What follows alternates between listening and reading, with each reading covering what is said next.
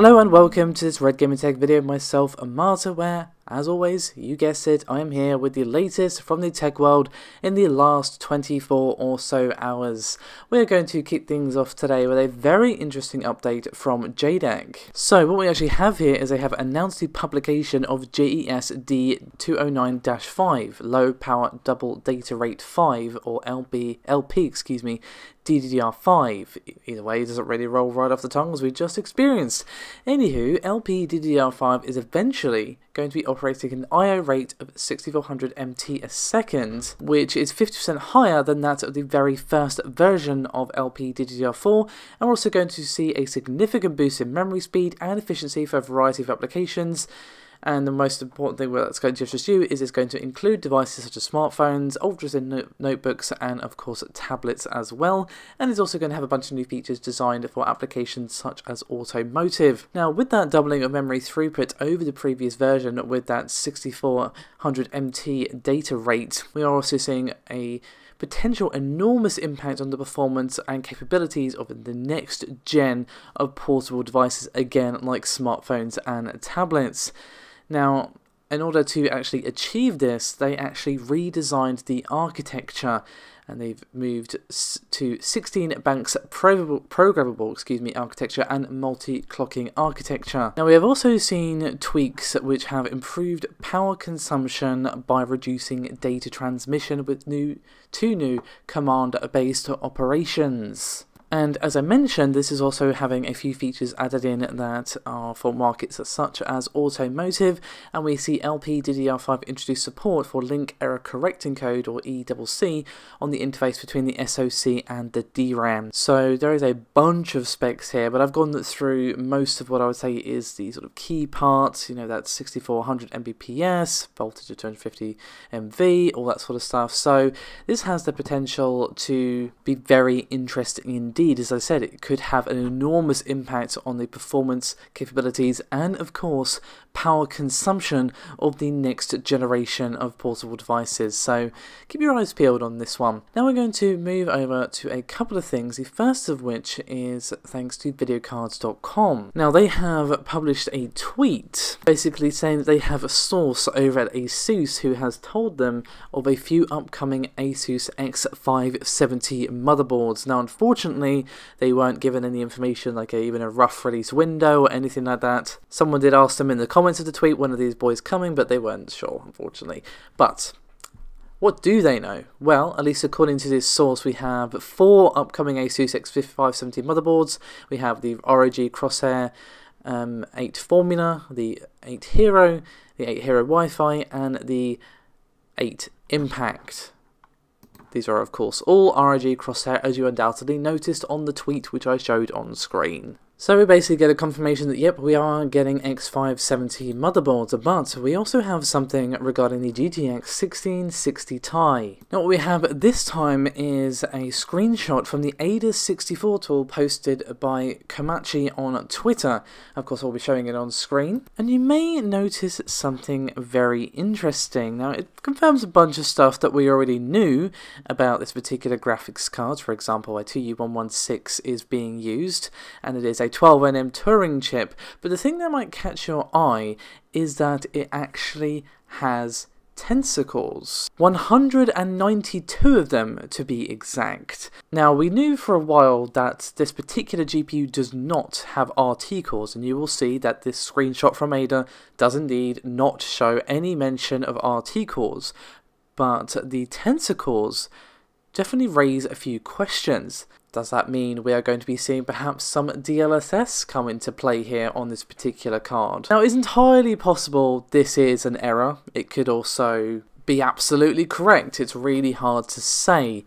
But it would be interesting to see DLSS being used here on the GTX 1660 Ti. You could argue that makes it, you know, a Turing in more of a touring card, I suppose you could argue, because obviously the main feature of a touring card is indeed the ray tracing. So it's obviously why this has got the GTX labeling, because it doesn't have that ray tracing. But to have some of the uniqueness of the touring architecture, to have some Tensor cores in there as well, definitely would be really interesting. Now, it's not going to be too long at all until we see how right or wrong this actually is, because, well, we are apparently expecting to see this card on the 22nd of February, so in just a couple of days we will know exactly what's going on with this card. We have seen a lot of leaks, a lot of performance benchmarks, a price tag has been confirmed, but this is the first I've heard at least about Tensor cores on the card, so I'm definitely going to be keeping my eyes peeled on this one to see how accurate this actually is. So, do you think this is a cool feature, guys? I mean, obviously Nvidia are trying to really improve DLSS. We have seen recent comments from Nvidia how they're really pushing hard to improve it. They've stressed that yes, it is, it's a neural network, it takes time to learn. It's just going to get better naturally over time, so having it be available on one of their sort of more readily affordable cards, I suppose is the word I'm looking for, would definitely make a lot of sense, because it would be in a lot of more users' hands than, say, the 2080 Ti is, because the 2080 Ti, as great as it is also extremely expensive. So we're actually going to visit a topic that I discussed yesterday, and a bit of an update to it in my next topic, as we're going to talk about Scalebound once again. Now, in case you missed my video yesterday, let me give you the TLDR. Basically, we had a report from Nintendo Insider stating that they had heard rumblings that Scalebound was actually going to be resurrected as an exclusive for the Nintendo Switch. Now, as I mentioned yesterday, this would not be the first time Nintendo has done something like this. They, of course, did that with I almost said Bethesda there, because I was looking at the word Bethesda. What I actually mean to say is Bayonetta. Do apologise. Bayonetta 2, of course, only exists because they paid for it to exist. Otherwise, we would not have Bayonetta 2, and of course, the upcoming Bayonetta 3 as well.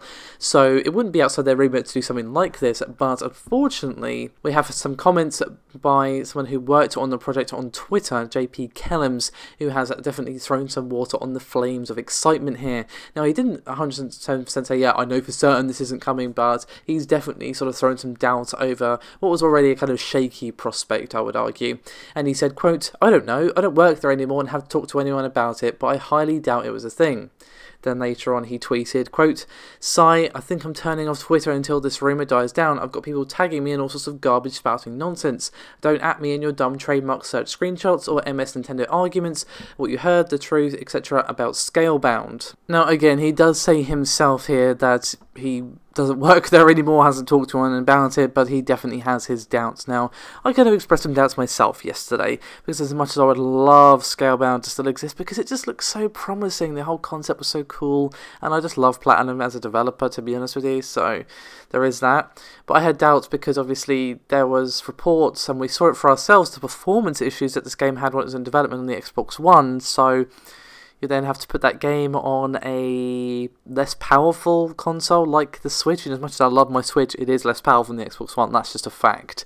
So, let's not call this rumour dead just yet, but it is kind of hobbling around on crutches, I would say, at this point, and I'm definitely doubting it even more than I already was, but maybe I'll be totally wrong, and do you know what, I would actually be okay to be wrong on this one, because that would mean we're getting Scalebound when I previously had given up on that game ever existing. So, we're going to finish things up with a very interesting report regarding Google. And they are apparently going to be making an appearance at GDC next month, of all places. And you're thinking, huh? Google at GDC? And apparently they're going to be releasing details about an unannounced gaming project at their conference. And they're going to be holding a keynote presentation on March 19th. And they're going to be telling us all about what exactly they've been cooking up. Unfortunately, they are not giving even the slightest hint as what this could be. Now, I myself have discussed how they're reportedly working on a subscription-based streaming service that could either be a Chromecasting or a Google-made console. This was according to a report from The Information. And we've also seen other reports from other people that they're pursuing a streaming service which would go alongside some sort of hardware, and it would make perfect sense for Google to do something like that. Now, Google obviously has pretty much all the money in the world, so they could definitely make something work, but the problem is, as I've discussed numerous times, and I'm sure you know what I'm about to say, is the infrastructure. It's not really ready yet. Of course, the internet has gotten a lot more stable and reliable, generally speaking, over the last few years. It is getting better. Competition is springing up. We are seeing less areas with providers just having no motivation to actually give a good service because they are literally the only provider in the area. But it is, of course, still the case across not only numerous places in the US, but across the world. You know, for example, the town I'm living in is a pretty big town. It's almost a city even, and yet the options here, if you don't live in like the right parts of it, are pretty dire, to be honest. I've got the best internet in my area, and it's okay, let's just put it that way. So it's the case all over the world where it just depends where you are, the availability you have. You're not always going to have a good connection, reliable connection, of course the speed that you need.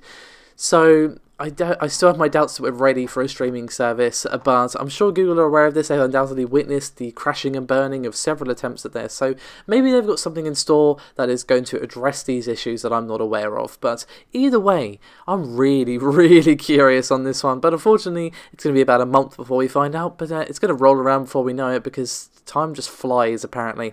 Anyway, that is me done for this video. Thank you so much for watching. As always, your support is highly appreciated, and I'll see you next time.